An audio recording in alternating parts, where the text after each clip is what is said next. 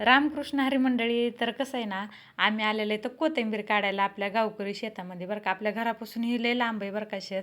तर आम्ही तिथं कांदे काढून आहे का ना 2-3 वेळेस झाले कोथिंबीर पेरायची, तरी तिसरी वेळेस चांगली आली बरं का कोथिंबीर.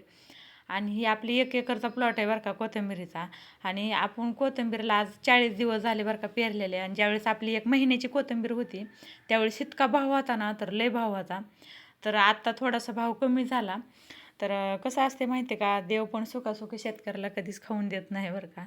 तर आपल्या हे 1 एकरच्या प्लॉटमध्ये आहे ना, आपल्या सरळ 2-3 लाख रुपयाची आपल्याला कोथिंबीर झाली असती.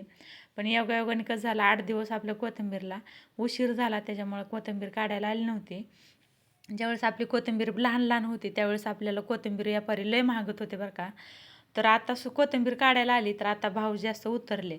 आणि आपण काय केलं माहिती आहे का, आपण पहिल्यापासूनच घरच्या घरीच कोथिंबीर भाजीपाला कोणताही असू द्या घरच्या घरीच काढीत असतो.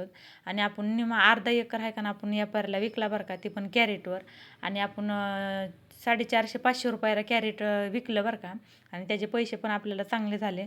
एक 70-75 हजार रुपयाची आपल्याला अर्धा एकरमध्ये कोथिंबीर झाली बरं का.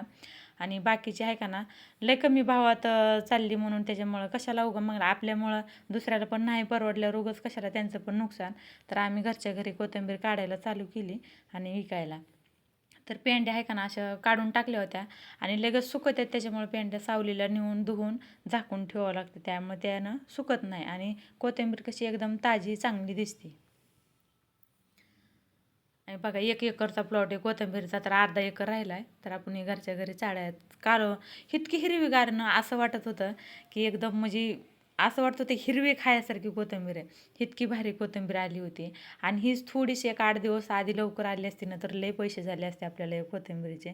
1 एकरचा प्लॉट कुणी बी 2.5 लाखाला 2 लाखाला सरळ मागायचे बरं का, 3 लाखाला. पण कसं कसं असतंय ना, ते जेवढं नशिबात आहे तेवढंच मिळतं. नशिबाच्या पलीकडं कुणाचंच काय चालत नाही असं आहे. तर आता इतका चिखल होता बरं का, थोडा पाऊस चालू होता, पाऊस येतच होता. आणि सगळं आम्ही हे चिखलाने इतकं भरलं होतं ना. पण भाजीपाला काढावाच लागतो ना आपल्याला. 1,500 पेंडी काढायची होती आज. तर बार्शीला न्यायची होती, तर त्यामुळं असे सगळेजण आम्ही घरचे काढायला लागलो होतो. आपले कारभारी लेकरं ही सगळेच होते. आणि पावसाचं कसं चालूच होता, पाऊस आला तरी कोथिंबीरला पाऊस जमत नाही.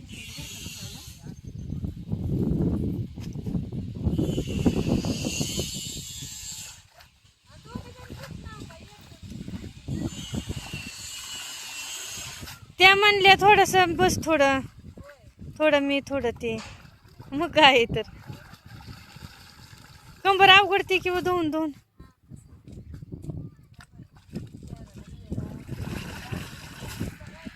आणि पेंड्या धुवायला अशा चालू केल्यात, आपलं वाटाच्या कडालाच आहे, त्यामुळे असं इथं पेंड्या धुवून 1,500 पेंडी काढली बरं का. तर अशा स्वच्छ धुवून पाण्यानं 2 पाण्यानं धुवून अशा स्वच्छ ठेवल्या होत्या आणि मोपूनच न्यावं लागतं बरं का. तर 1,500 आपण पेंडी घरच्या घरी काढली होती. तर पाऊस तर काही जातच होता सारखा. तर बघा असं पेंड्या धुवून झाकून ठेवावं लागतं. कष्टाशिवाय आहे का ना कोणतंच नाही. तुमच्या इकडं पण किती भाव आहे, कुणाचे किती कोथिंबीरीला भाव आला, ही पण मला नक्की कमेंट करून सांगा बरं का. शेतकऱ्याला कसं शेअर केलं ना, तर माहीत होत असते की कोथिंबीरला आता किती भाव आहे. आता सध्या कोथिंबीरला आहे का ना थोडा भाव कमी आला. आता 200 रुपयाला 150 रुपयालाच कॅरेट चालले बरं का. तर खरंच कोथिंबीरीचे लय पैसे झाले असते, पण नशिबानं आपलं तेवढं झाले. ह्या वेळेस नाही साधलं, दुसऱ्या वेळेस साधन, पण हार मानायची नाही. शेतकरी आहे का ना कधीच मागं सरीत नाही. एकदा नाही आली तर दुसऱ्यांदा येईल. आशा ही खूप मोठी असते हो. त्याच्यामुळे आहे का ना पेरीत राहायचं.